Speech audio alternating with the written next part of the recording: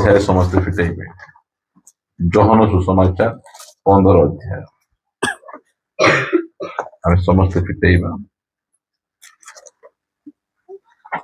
ଅତି ବାକ୍ୟ ଆମେ ପଢିବା ପାଇଁ ଯିବା।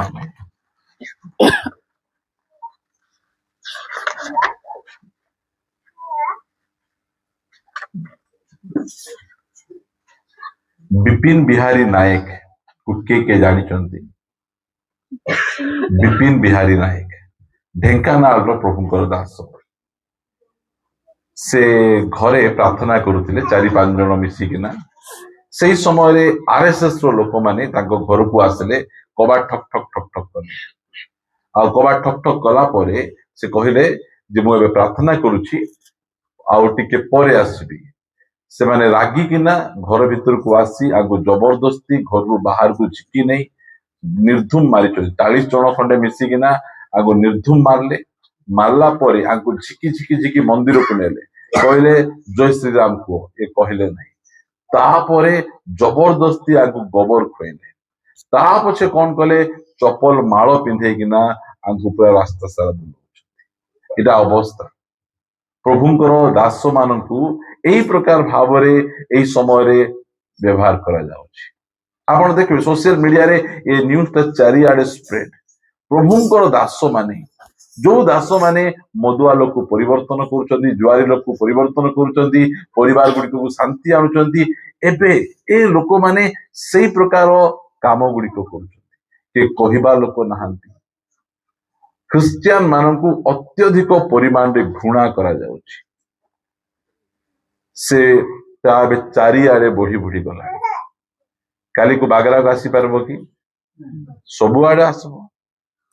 ଏ ତାଳନାଟା ଗୋଟେ ଜାଗା ରହିବ ନାହିଁ, ଚାରିଆଡେ ବ୍ୟାପି ବ୍ୟାପି ଯିବ। ଯେତେ ଯୋଉଟା କହିଲେ ମଧ୍ୟ ସେ ଖୁଣ୍ଟ ପରି ଠିଆ ହେଇଥିଲେ, କୌଣସି ପ୍ରକାର ଭାବରେ ସେ କହିନାହାନ୍ତି କିଛି। ତା ପଛେ ଯେତେବେଳେ ଥାନା ବାଲା ପଚାରିଲେ, ଯୋଉମାନେ ତୁମକୁ ଏଇ ସବୁ କାମ ଗୁଡିକ କଲେ, ତୁମକୁ ମାରିଲେ ପିଟିଲେ, ତୁମେ କଣ କରିବା ପାଇଁ ଚାହୁଁଛ? ସେ ଗୋଟେ କଥା କହିଲେ, ମୁଁ ତାଙ୍କୁ କ୍ଷମା ଦେବା ପାଇଁ ଚାହୁଁଛି। ହାଲେଲୁୟା। ଏଇଟା ହଉଛି ଖ୍ରୀଷ୍ଟିଆନର ଚରିତ୍ର। ଏ ଖ୍ରୀଷ୍ଟିଆନ ମାନଙ୍କ ଜୀବନ ଶୈଳୀ ସେମିତି। ପ୍ରିୟମାନେ, ଆମର ପ୍ରଭୁ ସେଇଟା ଆମକୁ ଶିଖେଇଛନ୍ତି। ଆମର ପରମେଶ୍ୱର ସତ୍ୟ ପରମେଶ୍ୱର। ପ୍ରିୟମାନେ, ମନୋନୀତ ଲୋକମାନଙ୍କୁ ଘୃଣାର ଶିକାର କରିବାକୁ ପଡିବ। ପଢିବା ଗୋଟେ ପଦ, ଯୋହନ ଲିଖିତ ସୁସମାଚାର 15 ଅଧ୍ୟାୟ ଏହାର 16 ପଦରୁ। ତୁମ୍ଭେମାନେ ମତେ ମନୋନୀତ କରିନାହ। ଆମେ ପ୍ରଭୁଙ୍କୁ ବାଛିଲୁ କି ନାଇଁ? ପ୍ରଭୁଙ୍କୁ ଆମେ ବାଛି ନାଉ। ପ୍ରଭୁଙ୍କୁ ବାଛିଥିଲେ ଆମେ ଯୀଶୁଙ୍କୁ କେବେ ବି ବାଛି ନଥାନ୍ତୁ। ମୁଁ ହିଁ ଯୀଶୁଙ୍କୁ ହୃଦୟ ସହିତ ଘୃଣା କରିବା ଲୋକ।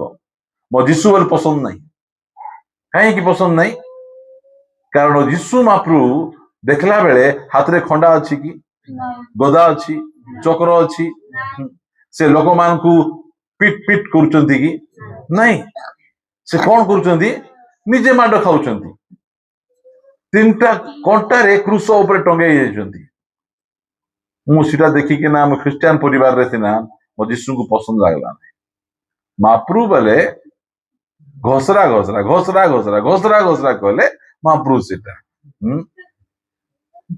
ଏ ମହାପ୍ରଭୁ କାହାକୁ ଘୋଷରାଉ ନାହାନ୍ତି, ତାଙ୍କେ ଉଲ୍ଟା ମାଡ ଖାଉଛନ୍ତି ଆଉ ଶିକ୍ଷା ଦଉଛନ୍ତି। ଗୋଟେ ଗାଲରେ ଚାପଡ଼ା ମାରିଲେ ଆଉ ଗୋଟେ ଗାଲ ଦେଖାଇ ଦିଅ। ସେ ମହାପ୍ରଭୁକୁ କଣ ଦରକାର? କିଏ ଦରକାର? ମତେ ଇଚ୍ଛା ନଥିଲା। ମତେ ଗଦା ଧରବାଟା ବହୁତ ପସନ୍ଦ।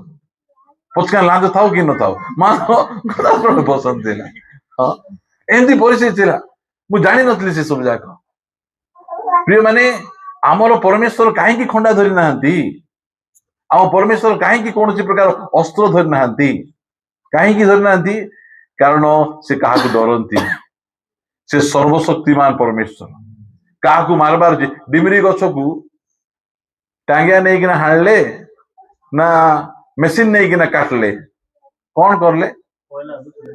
ଶୁଖିଯାରେ ବେଲାକୁ ଶୁଖିଗଲା। ତାଙ୍କୁ ଖଣ୍ଡା କାଠି ଦରକାର ନାହିଁ, ଖାଲି କହି ଏକା ଦେଲେ ସେତିକି ଯଥେଷ୍ଟ। ସେମିତି ପରମେଶ୍ୱର ଆମକୁ ବାଛିଛନ୍ତି। ଆମକୁ ଆମର ଲୋକମାନେ କଣ କହିଲେ? ଏ ହରିଜନ, ଆଦିବାସୀ, ଏ ନିଚ ଜାତିର ଲୋକ ବୋଲି ଆମକୁ ଘଉଡି ଦେଲେ। ଦେଖନ୍ତୁ, ମନ୍ଦିରରେ ପୂଜାରୀ କରିବେ ଆପଣ ମାନଙ୍କୁ? କରିବେ ନାହିଁ।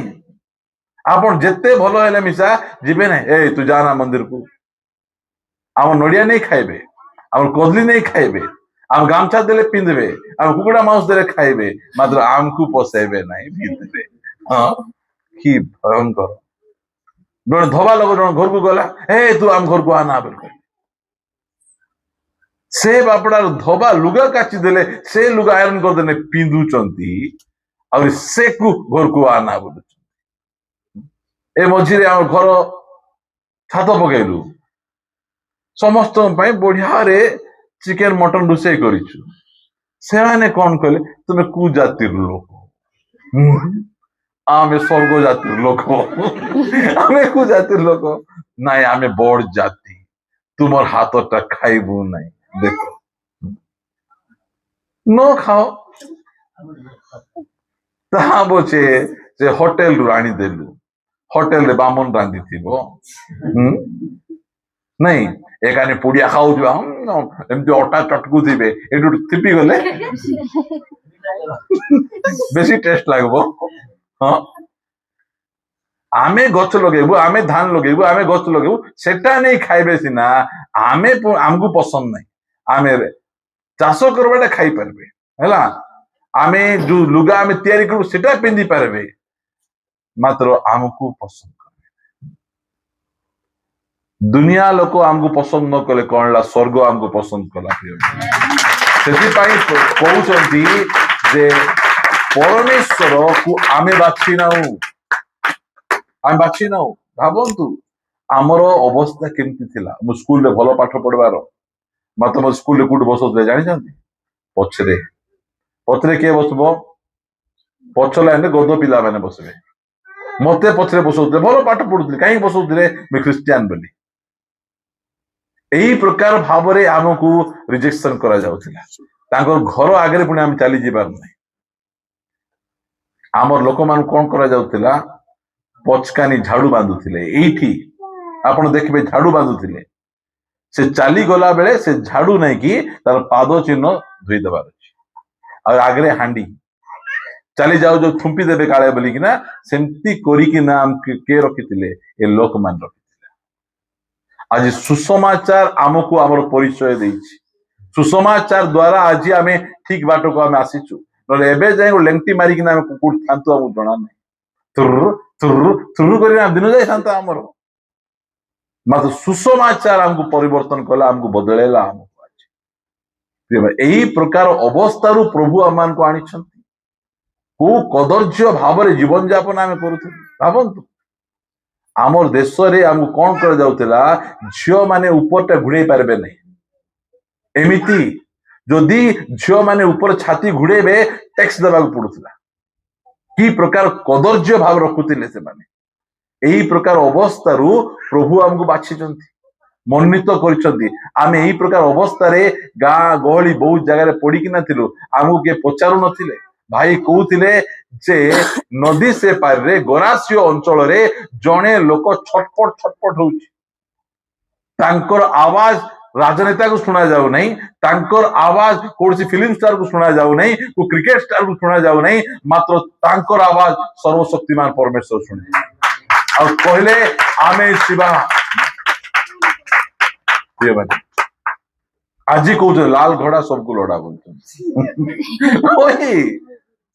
ଏହି ପ୍ରକାର ପରିସ୍ଥିତି କେତେ ବଢିଆ କେଞ୍ଚୁଆ ଉଦାହରଣ ଦଉଥିଲେ ହଁ କି କେଞ୍ଚୁଆ ହଉ କେତେ ବୁଦ୍ଧି ତାକୁ ହଁ ଏକା ପାଣିରେ ବୁଡେଇଲେ କେଞ୍ଚୁଆ ମରୁନାହିଁ ଏକା ମଦରେ ବୁଲେଇ ମରି ଯାଉଛି ହଁ ଦେଖିଲ ଆଜ୍ଞା ନା ସେଥିପାଇଁ ଆମେ ପିଉଛୁ ଭିତରେ ଥିବା କେଞ୍ଚୁଆ ମାନେ ସବୁ ମରିଯିବେ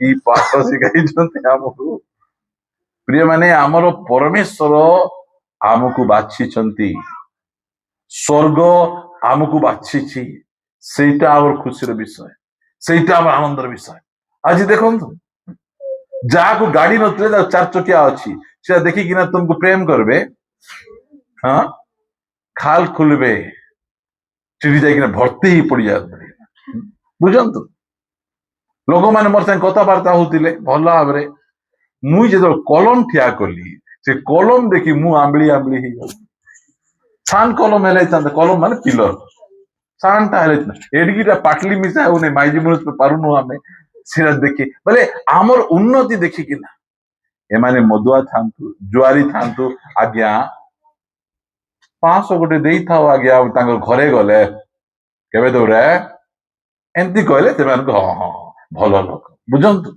ଏବେ ନାହିଁ ସେମାନେ ଉଲ୍ଟା 500 ଦେଇଥାଉ ବୋଲୁଛନ୍ତି ଆମକୁ ଏମିତି ପରିସ୍ଥିତି ଆମର ହେଇଛି ପରମେଶ୍ୱର ଆମକୁ ବାଛିଛନ୍ତି ଆମକୁ ମନୋନୀତ କରି ଆମର ପ୍ରତ୍ୟେକ ପରିସ୍ଥିତି ବଦଳିଛି ଯୋଉ ଠିଆ ହେଇକିନା କୁହ ତ ଯୀଶୁଙ୍କୁ ପାଇଲା ପରେ ମୋର ଆର୍ଥିକ ପରିସ୍ଥିତି ବଦଳି ନାହିଁ ଯୀଶୁଙ୍କୁ ପାଇଲା ପରେ ଆହୁରି ବେଶୀ ଦରିଦ୍ର ହେଇଗଲି ଜଣେ ସାକ୍ଷ୍ୟ ଦିଅ ତାକୁ ଆମେ ସବୁ ଭାଇ ମିଶିକିନା ଆମେ ତାକୁ ଗାଡି ଗଡି ଘିନିଦେବୁ ଆମେ ନାଇଁ ଯୀଶୁଙ୍କୁ ପାଇଲା ପରେ ଆମର କଣ କଣ ହେଇଯିବ ଲିଷ୍ଟ କରିବୁ ବୋଲି କହିଲେ ବିଜ୍ଞାପନ ଦେଇ ହେବ ନାହିଁ ଏଟା ହଉଛି ରାମ ଭାଇଙ୍କର ଲିଷ୍ଟ ଏଟା ବଳ ଭାଇଙ୍କର ଲିଷ୍ଟ ସେଟା ଆମର ରୋଷେଇ ଭାଇଙ୍କର ଲିଷ୍ଟ ରୋଷେଇ ଭାଇ ନା ଆମର ସେ ହଁ ଭାଗିରଥୀ ଭାଇ ଆମେ ଭାଗିରଥୀ ନାହିଁ କି ଭାଇ ରୋଷେଇ ଭାଇ ସେମିତି ଭାଇ ମାନେ ଆମର ଅଛନ୍ତି ଲିଷ୍ଟ ତାଙ୍କର ଅଛି ଆମର ଭୟଙ୍କର ଲିଷ୍ଟ ଗୁଡିକ ଅଛି ପରମେଶ୍ୱର ଆମକୁ ମନୋନୀତ କରିଛନ୍ତି ସେଥିପାଇଁ ଲୋକମାନେ ରାଗୁଛନ୍ତି ଲେଖାଗଲା ତୁମ୍ଭେ ମାନେ ମତେ ମନୋନୀତ କରିନାଅ କାହିଁ କରିନୁ ଆମେ ପାରବୁ ନାହିଁ ଆମେ ତ ଛୋଟି ଦେବତାକୁ ଆମରଟା ବୋଲୁଥିଲୁ ଗୋଡଲାତ ମାରି ପଳେଇଲା ସେ ଭାବନ୍ତୁ କି ଅସୁବିଧା ମୁଁ ତ ସେ ଯେତେବେଳେ ଫୁଲବାଣୀରୁ ଫେରିଲି ଫୁଲବାଣୀରୁ ଫେରିଲା ପରେ ସେଇଠି ଚା ପିଉଛି ଚାହା ପିଇଲା ପରେ ଗୀତ ଗୋଟେ ବାଜିଛି ରେ କପଟିଆ ଦଗା ଦିଆ ବୋଲି ପ୍ରଭୁ କେମିତି ଗୀତ ତା ପଛେ କୁହାଯାଉଛି ରେ କପଟିଆ ତୋର ଗୋଡ ଧରିବି ବୋଲି ଆଇଲି ରେ ଗୋଡ ଖାଇକି ଝିକିଦେଲୁ ରେ ବୋଲୁଛି କି ଗାଳି ସେମାନେ ଭାବନ୍ତୁ କି ଅବସ୍ଥା ଗୁଡିକ ଆମର ମୁଁ ଭାବିଲି କେମିତି ଏଇଟା ଆମେ ଗୀତ ଗାଏ ପ୍ରଭୁ ସର୍ବଶକ୍ତିମାନ ତୁ ହେ ପ୍ରେମିକ ତୁ ହେ ଦୟାବାନ ତୁ ଏ ବୋଲା ବେଳେ ରେ ଦଗା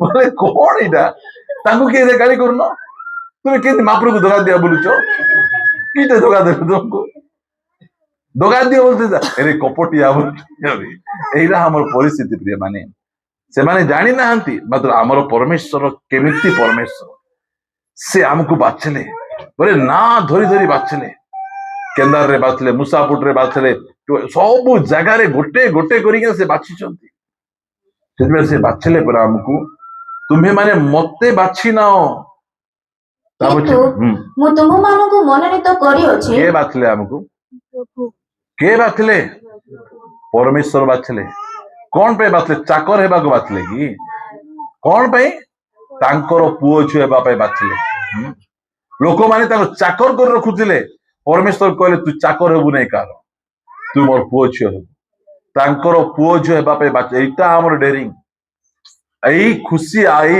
ଆନନ୍ଦ ଆମର ଅଛି ସ୍ୱର୍ଗ ଆମକୁ ବାଛିଛି ମନୋନୀତ କରିଛି କଣ ପାଇଁ ଚାକର ପାଇଁ ନାହିଁ ତାଙ୍କର ପୁଅ ଝିଅ ଆଜି ଆମେ ତାଙ୍କର ପୁଅ ଝିଅ କି ଆଶ୍ଚର୍ଯ୍ୟ ମୁଁ କାଲି ପରଦିନ ପ୍ରଭୁଙ୍କ ଦାସଙ୍କର ଜନ୍ମଦିନ ଥିଲା ଯାଇଥିଲି ଆଉ ଗଲି ବସିଲୁ ଆମେ କଥାବାର୍ତ୍ତା ହେଲୁ ଆଉ ତାଙ୍କୁ କହିଲି ଆଜ୍ଞା ଶୁକ୍ରବାର ଦିନ କାହିଁକି ଜନ୍ମ ହେଲୁ ଆଜ୍ଞା ଖାଇ ମିଶା ପାରୁନୁ ଆମେ ଏମିତି କହିଲି ତାଙ୍କୁ ତା ପଛେ ମୁଁ ଯେତେବେଳେ ଭାଇଙ୍କ ଘରେ ଯାଇ ବସିଛି ଜଣେ ଭାଇଙ୍କ ଘରେ ସେତେବେଳେ ଜଣେ ଫୋନ କଲେ ମୋ ସ୍ତ୍ରୀକୁ ଭୂତ ଲାଗିଯାଇଛି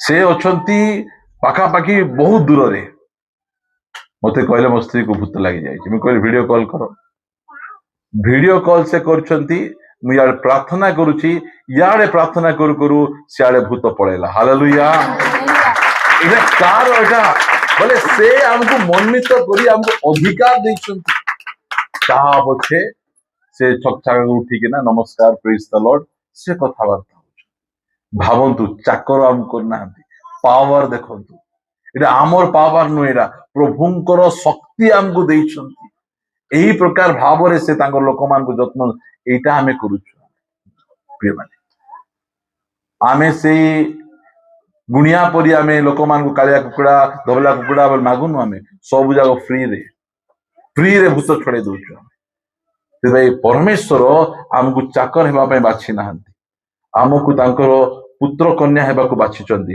ଏଠି କଣ ଲେଖାଗଲା ମୋ ସହିତ ଆପଣ ଟିକେ ପଢିବେ ଜହନ 1:12 ଟିକେ ପଢିଲା ପରେ 1:12 ଆମେ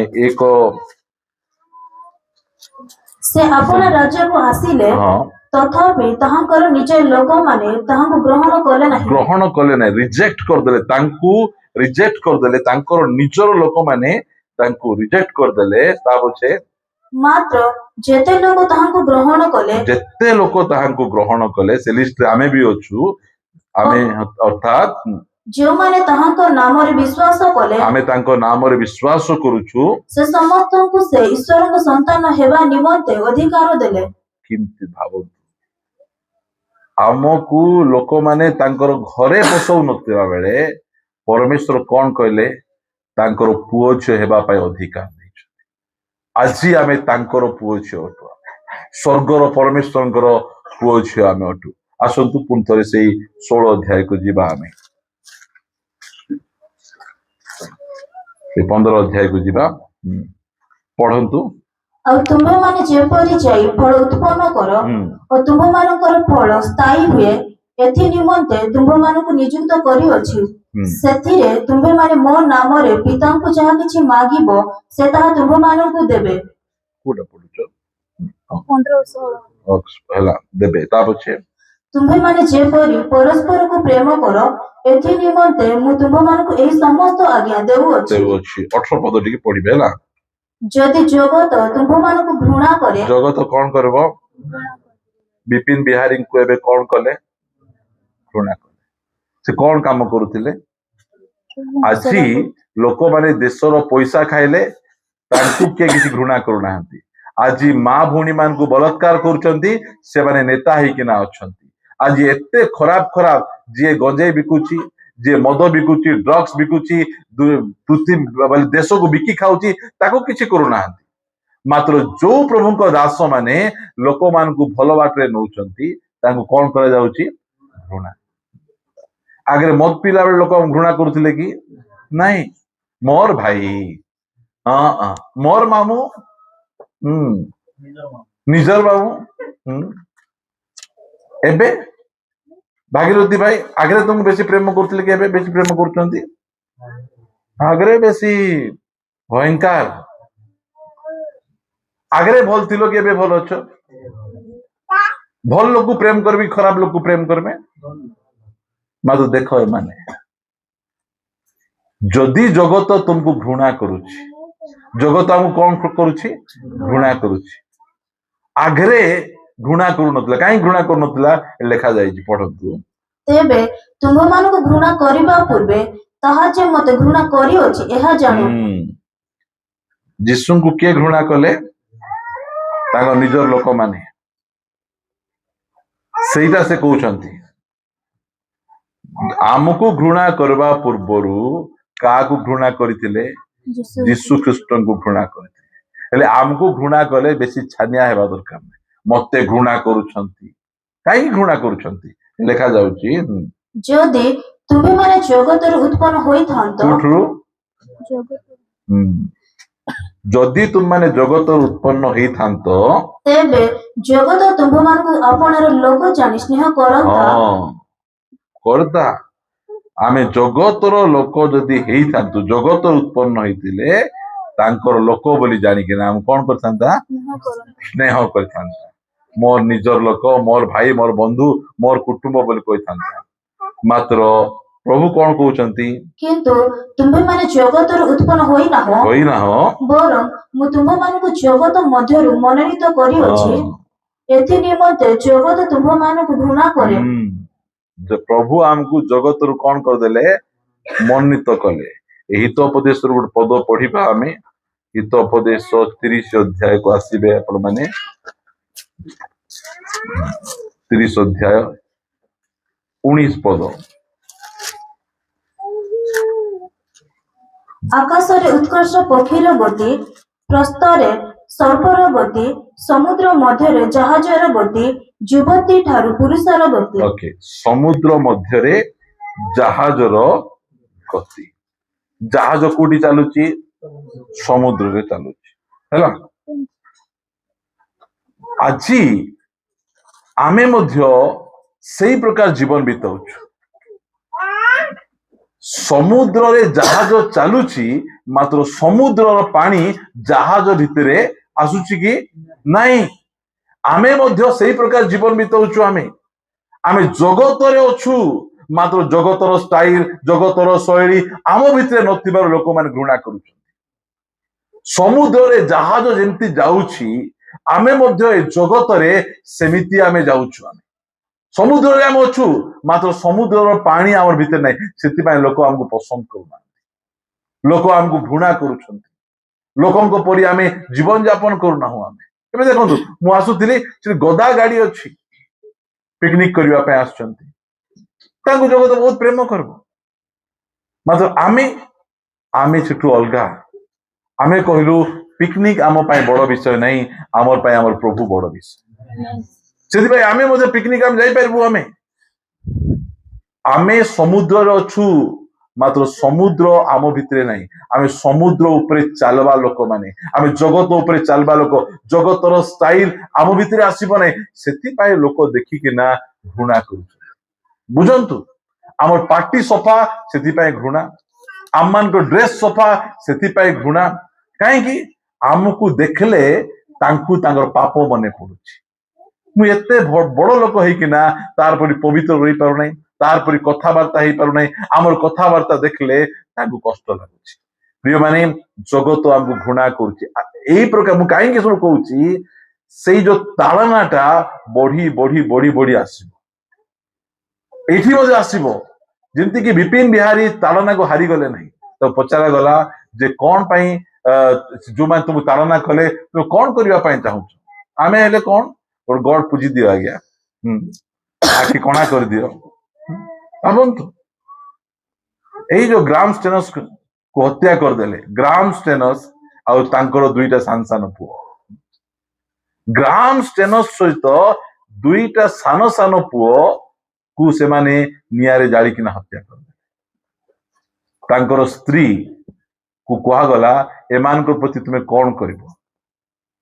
ସେ କହିଲେ ମୋର ପ୍ରଭୁ କ୍ରୁଶ ଉପରେ ସବୁକୁ କ୍ଷମା ଦେଲେ, ମୁଁ ମଧ୍ୟ ଏମାନଙ୍କୁ କ୍ଷମା ଦଉଛି। ଏଇ କଥା ଚାରିଆଡେ ଫେଲିଗଲା। ବୋଲେ ଏମିତି କଥା ଯେ କିଏ କହିନାହାନ୍ତି। ଦେଖନ୍ତୁ, ଓଡ଼ିଶାର ଲୋକମାନେ ଓଡ଼ିଶାର ରୋଗୀ ମାନଙ୍କ ପ୍ରତି ତାଙ୍କ ହୃଦୟରେ ଦୟା ନଥିଲା। ଦୟା କାର ଥିଲା? ଗ୍ରାମ ଷ୍ଟେନସ୍। ଅଷ୍ଟ୍ରେଲିଆ କାହିଁ, ଓଡ଼ିଶା କାହିଁ, ମୟୂରଭଞ୍ଜର ବାରିପଦା ପରି ଜାଗାରେ ଯାହାକୁ କୁଷ୍ଠ ରୋଗ, କି ରୋଗ ବୋଲି କହିବେ, ବଡ ରୋଗ, ସେ ରୋଗକୁ କେହି ମଧ୍ୟ ଛୁଇଁବାକୁ ଚାହିଁବେ ନାହିଁ। ତାଙ୍କ ନିଜର ଘର ଲୋକ ତାଙ୍କୁ ବାହାର କରିଦେଲେ। ବାହାରେ କିଏ କଣ ଫିଙ୍ଗି ଦେଲେ, କାଢିକିନା ଖାଇ ବଞ୍ଚୁଥିଲେ।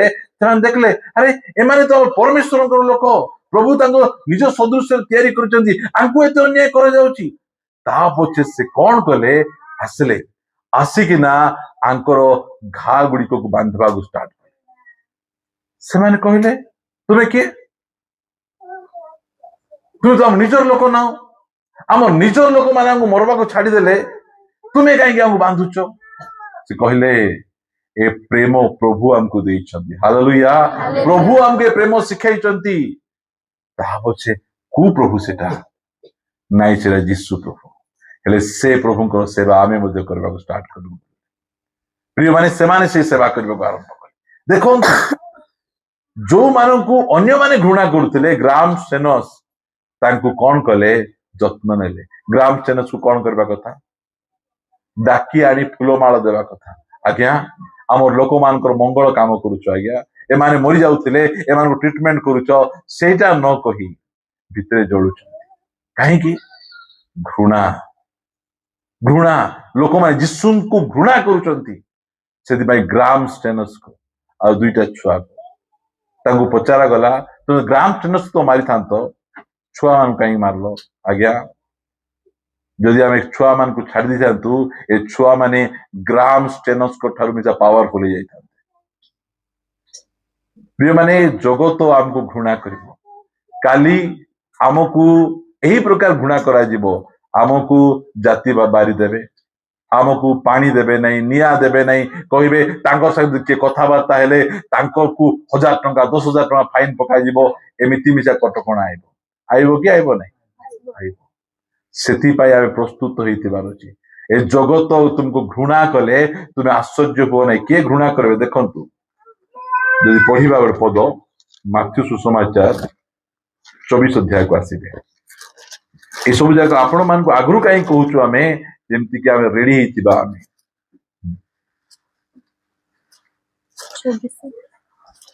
ଲେଖା ଯାଉଛି, ପଢନ୍ତୁ ମୋ ସହିତ ଆପଣ ମାନେ, 9 ପଦ, 24 ର 9। ସେହି ସମୟରେ ଲୋକେ ତୁମ୍ଭମାନଙ୍କୁ କ୍ଲେଶ ଭୋଗ କରିବା ନିମନ୍ତେ ସମର୍ପଣ କରିବେ। ଦେଖନ୍ତୁ କେମିତି କ୍ଲେଶ ଭୋଗ କରିବା ପାଇଁ ଲୋକମାନେ କଣ କରିବେ? ସମର୍ପଣ କରିଦେବେ।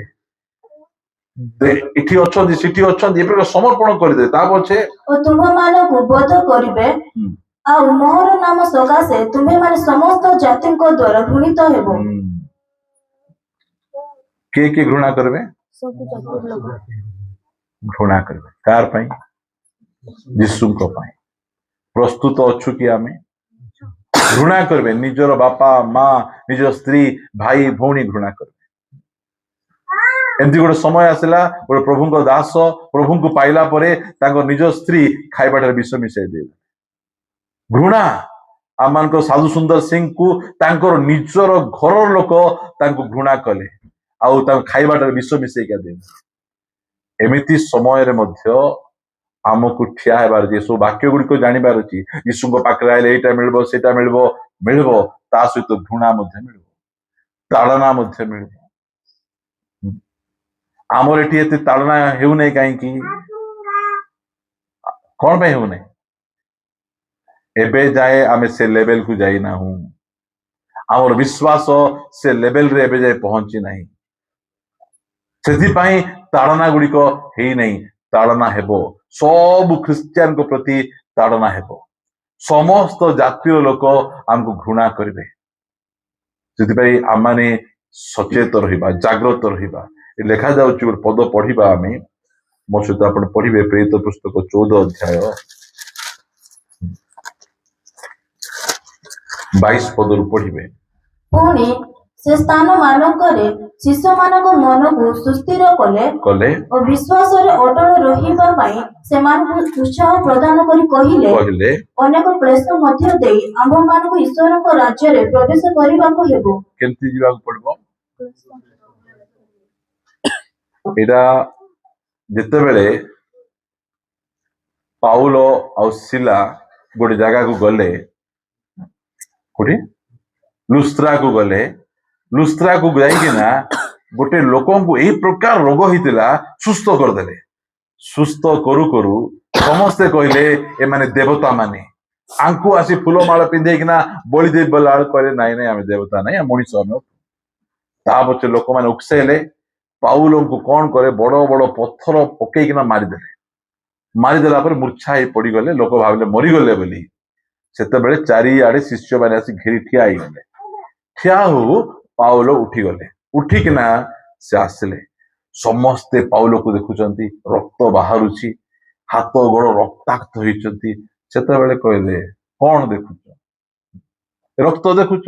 ଏ ମାଡ ଦେଖୁଛ? ଏଇଟା କିଛି ନାହିଁ ବାବୁ ମାନେ, ଆହୁରି ଅନେକ କ୍ଲେଶ ମଧ୍ୟ ଦେଇ ଆମକୁ ଈଶ୍ୱରଙ୍କ ରାଜ୍ୟରେ ପ୍ରବେଶ କରିବାକୁ। କିଛି ନାହିଁ ଏସବୁ ଯାକ। ଭାବନ୍ତୁ ଆମ ପାଇଁ କେତେ ଦୁଃଖର ବିଷୟ। ଆମ ଓଡିଶା ମାଟିରେ ଯୀଶୁଙ୍କ ପାଇଁ ମରିବା ପାଇଁ ଅଷ୍ଟ୍ରେଲିଆରୁ ଜଣେ ଆସୁଛନ୍ତି। ଆମେ ମାନେ ଏତେ ଅଯୋଗ୍ୟ ଯେ ଆମେ ଯୀଶୁଙ୍କ ପାଇଁ ଏଠି ଆମେ କିଛି କରିପାରୁନାହୁଁ। ପ୍ରିୟମାନେ, ଆମକୁ ମଧ୍ୟ ଅନେକ କ୍ଲେଶ ଆସିବ ଯୀଶୁଙ୍କ ସକାଶୁ। କହିବେ, ଏବେ ତ କ୍ଲେଶ କଣ? ତୁମେ ଖ୍ରୀଷ୍ଟିଆନ ହେଇଗଲ, ତୁମକୁ କୋଟା ନାହିଁ, ଜାତି ସାର୍ଟିଫିକେଟ ନାହିଁ। ଆମେ ଖ୍ରୀଷ୍ଟିଆନ ସିନା ଜାତି ଚେଞ୍ଜ କଲୁ କି? ଆମେ ସେଇ ଜାତିରେ ଆମେ ଅଛୁ, କାହିଁକି ତୁମେ ଦଉନ? ତୁମେ ଏଟାକୁ ଘୃଣା। ଲୋକମାନେ ଯୀଶୁଙ୍କ ପାଖକୁ ନ ଯାଆନ୍ତୁ, ଏଥିପାଇଁ ଘୃଣା। ଏଇ ସବୁ ଯାକ କରାଯାଉଛି। ସେଥିପାଇଁ ଆମେ ଜାଣିଥିବାର ଅଛି, ଆମେ ଯୋଉ ରାସ୍ତା ଦେଇକି ଚାଲୁଛୁ, ଏଇଟା କି ରାସ୍ତା କହିବେ? ଏଇଟା ଦୁର୍ଗମ ପଥ। ଦୁର୍ଗମ ପଥ, କଷ୍ଟକର ରାସ୍ତା। ମାତ୍ର ଯୀଶୁଖ୍ରୀଷ୍ଟ କଣ କହିଲେ? 16:33 ଜୋହନ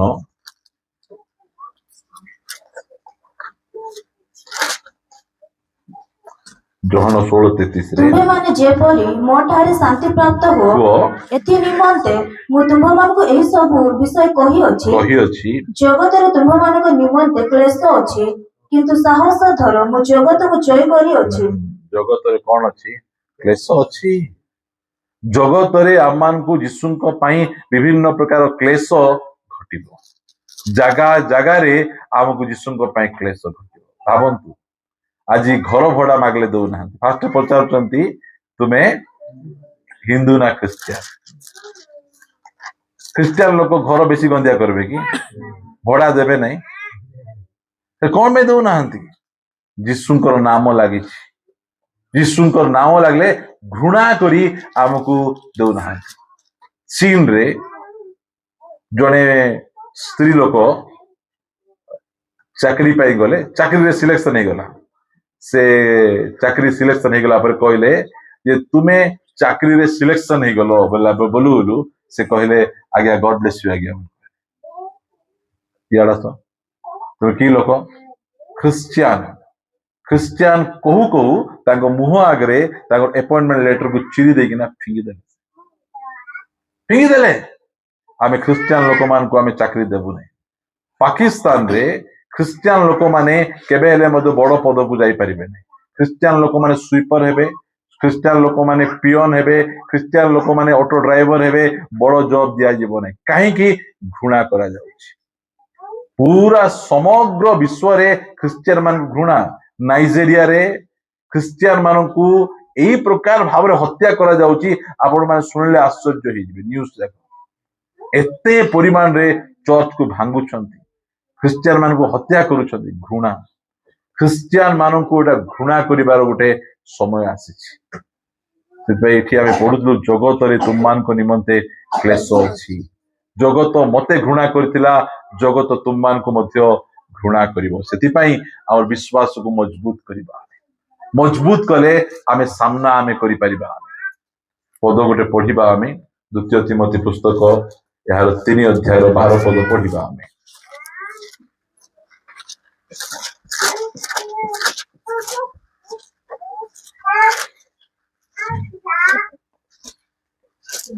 ତିନିର 12। ପ୍ରକୃତରେ ଯେଉଁମାନେ ଖ୍ରୀଷ୍ଟ ଯୀଶୁଙ୍କ ସହଭାଗିତାରେ ଧର୍ମ ଜୀବନ ଯାପନ କରିବାକୁ ଇଚ୍ଛା କରନ୍ତି, ସେମାନେ ତାଡ଼ନା ଭୋଗ କରିବେ। କୋଉ ଖ୍ରୀଷ୍ଟିଆନ? ମନୋନୀତ ଖ୍ରୀଷ୍ଟିଆନ, ଯାହାକୁ ପ୍ରଭୁ ବାଛିଛନ୍ତି ସେ ଖ୍ରୀଷ୍ଟିଆନ ତାଡ଼ନା ଭୋଗ କରିବେ। ମଦୁଆ ଖ୍ରୀଷ୍ଟିଆନ, ଜୁଆରୀ ଖ୍ରୀଷ୍ଟିଆନ, ମିଛ କହୁ ଖ୍ରୀଷ୍ଟିଆନ, ବିଭିନ୍ନ ପ୍ରକାର ଫିଲ୍ମ ହଲ୍ ଯିବା ଖ୍ରୀଷ୍ଟିଆନ, ଏମାନଙ୍କୁ କିଛି ତାଡ଼ନା ନାହିଁ। ଯୋଉମାନେ କହିବେ ଯୀଶୁ ଆକା ପରମେଶ୍ୱର, ଯୀଶୁ ଆକା ସ୍ୱର୍ଗ ଦେଇପାରିବେ, ଯୀଶୁ ଆକା ପାପ କ୍ଷମା କରିପାରିବେ, ସେ ଆକା ସୃଷ୍ଟିକର୍ତ୍ତା, ଯୋଉମାନେ ଏଇ ନିୟମ ଧରି ଚାଲୁଛନ୍ତି ସେମାନଙ୍କୁ କଣ କରାଯିବ? ତାଡ଼ନା ଭୋଗ। ଭୟଙ୍କର ଭାବରେ ସେମାନଙ୍କ ଜୀବନରେ ତାଡ଼ନା ଆସିବ। ସେଥିପାଇଁ ଆମେ ପ୍ରସ୍ତୁତ ଥିବାର ଅଛି। ଏଇ ଯୋଉ 18ଟା ଗାଁ ଅଛି, ତାଡ଼ନା ଆରମ୍ଭ ହେଲେ କାହାକୁ ବେଶୀ ତାଡ଼ନା ହେବ? ଆମେ ପ୍ରକୃତରେ ତାଙ୍କର ପଛରେ ଚାଲୁଛୁ। ତାଡ଼ନା ଘଟିବାଟା ଘଟିବ। ତୁମେ ଖ୍ରୀଷ୍ଟିଆନ ବୋଲି ଚାକିରିରୁ କାଢି ଦେଇ ପାରନ୍ତି, ତୁମେ ଖ୍ରୀଷ୍ଟିଆନ ବୋଲି ଲାଇସେନ୍ସ କ୍ୟାନସଲ କରିଦେଇ ପାରନ୍ତି, ତୁମେ ଖ୍ରୀଷ୍ଟିଆନ ବୋଲି କରେଣ୍ଟ କାଟି ଦେଇ ପାରନ୍ତି। ଏମିତି ସମୟରେ ଆମକୁ ବିଶ୍ୱାସ ଦରକାର। ପ୍ରଥମ ଶତାବ୍ଦୀରେ ଗୋଟେ ସ୍ୱାମୀକୁ ଧରିକିନା ଜେଲ ଭିତରେ ରଖିଦେଲେ, ଖ୍ରୀଷ୍ଟିଆନ ବୋଲିକିନା ଜେଲ ଭିତରେ ରଖିଦେଲେ। ଜେଲ ଭିତରେ ରଖିଦେଲା ବେଳେ ତାଙ୍କ ସ୍ତ୍ରୀ ଗୋଟେ ଚିଠି ନେଇକିନା ଦେଲେ। ସେ ଚିଠିକୁ ସେ କାଢିଲେ ଆଉ ପଢିଲେ, ଦେଖ ମୋ ଆମେ ବାହାରେ ଅଛୁ, ତୁମେ ଭିତରେ ଅଛ, ଆମକୁ କଷ୍ଟ ହେବ, ଆମକୁ ମାରାପିଟା କରିବେ ବୋଲି ତୁମେ ଯୀଶୁଙ୍କୁ ଅସ୍ୱୀକାର କରିବ ନାହିଁ। ଆମେ ଇଆଡେ ମରିଗଲେ ମରିଯିବୁ ସିନା, ତୁମେ ଯୀଶୁଙ୍କୁ ସବୁବେଳେ ପ୍ରଭୁ ବୋଲି ସ୍ୱୀକାର କର। ସେ ବ୍ୟକ୍ତି ସେ ଚିଠିକୁ ଧରିଲା ଆଉ ଚୁମଲା। ଯାହା ହଉ, ଏମିତି ସାହସିକା ସ୍ତ୍ରୀ ଆମକୁ ଦେଇଛନ୍ତି। ଏଇ ପ୍ରକାର ପରିସ୍ଥିତି ଗୁଡିକ ହେବ। ସେଥିପାଇଁ ଆମେ ସାହସର ସହିତ ଆମେ ଆଗକୁ ବଢିବାର ଅଛି। ଆମେ ଦେଖୁଛୁ ଆଗରେ ଏଇଟା ନଥିଲା, ସୋସିଆଲ ମିଡିଆରେ ଏସବୁ କରାଯାଉଛି। ଆପଣ ଯାଇକି ମାରିବେ ବିପିନ ବିହାରୀ ନାୟକ ବୋଲିକିନା ଢେଙ୍କାନାଳର, ତାଙ୍କର ବେକରେ ଚପଲ ପିନ୍ଧା ଯାଉଛି, ଜବରଦସ୍ତି ଗୋବର ଖୁଆଯାଉଛି, ଡ୍ରେସ ଚିରା ଯାଉଛି, କାହାକୁ ଲଣ୍ଡା କରି ବୁଲା ଯାଉଛି। କଣ ଏଇଟା ଚାଲିଛି? କଣ ପାଇଁ? ଏମାନେ ଚୋରି କଲେ, कार हत्या कले को झील को खराब कले नहीं नहीं यीशु को एम प्रभु भाव ग्रहण कर रही पढ़ी प्रार्थना करने एवरी पुस्तक को आसवे एवरी पुस्तक 10 अध्याय एटा आम सौभाग्य ताड़ना धन्य जो माने यीशु नाम सकाशु निंदा ताड़ना पाइबे से माने धन्य पढ़ा को जीवा आम 32 पद 10 ରୁ 32 ରୁ किंतु आलोक प्राप्त हेला उतारे आलोक प्राप्त हेला परे माने यीशु ख्रीष्ट को निकट को आइला परे परित्राण पाइला परे आलोक प्राप्त हेउ हो परित्राण प्राप्त हेउ हेउ कौन हेला जेते बेले तुम्हें माने नाना दुख भोग रूप कठोर संग्राम सहित करिथिलो सही पूर्व समय को स्मरण रे आनो यीशु को पाख को आसु आसु प्रभु को पाख को आसु आसु कि हमको फूलमाल पिंधाइले नहीं आम जड़े भाई सेठी काम करुछंती गेस्ट हाउस रे 1 नंबर मधुआ मु जेबे मिसा जीवी से फुल टामा हेगिना गाथि से दुई गोटे वर्षे तले मु तांको पाखु गला परे से म धीरे आसी कहउछ आमे मिसा तुमर लखे गलु बोलछंदी हां जाइतलु कि नहीं आमे जयपुर से भेटी देले हां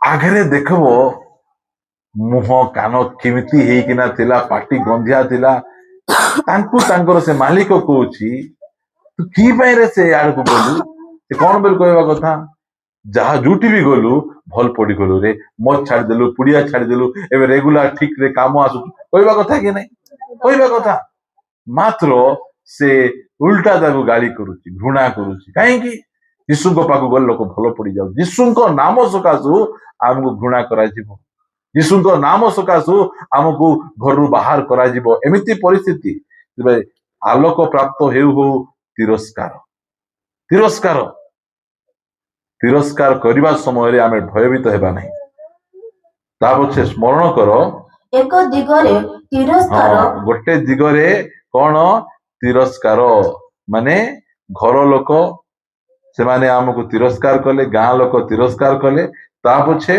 क्लेश द्वारा कौतुकास्पद होइथिलो अन्य दिगरे सही प्रकार व्यवहार पाउथिबा लोक मानकर सहभागी होइथिलो की प्रकार ता पछे कारण तुम्हें माने बंदी मानक सहित दुख भोग करिथिलो आ तुम्हें मानक निजर जे अधिकार उत्तम और नित्य स्थायी संपत्ति अछि एहा जानी आनंद रे तुम मानक संपत्ति रो लुंठन सहे करिथिलो केंति लेखा जाउची अधिक उत्तम और नित्य स्थायी संपत्ति अछि एहा जानी केमिति आनंद रे तुम्भ मानकर संपत्ति रो लुंठन सह करिथिलो घरे आसी मुझे फुलबाणी जाइथिली सेमानक साक्ष्य गुड़िक आज्ञा आमर घरे माचारे चाउल बस्ता गदा थिला ताड़ना बोलिकिना आमे पड़ेलु जंगल को एमाने चाउल बस्ता नहीं गले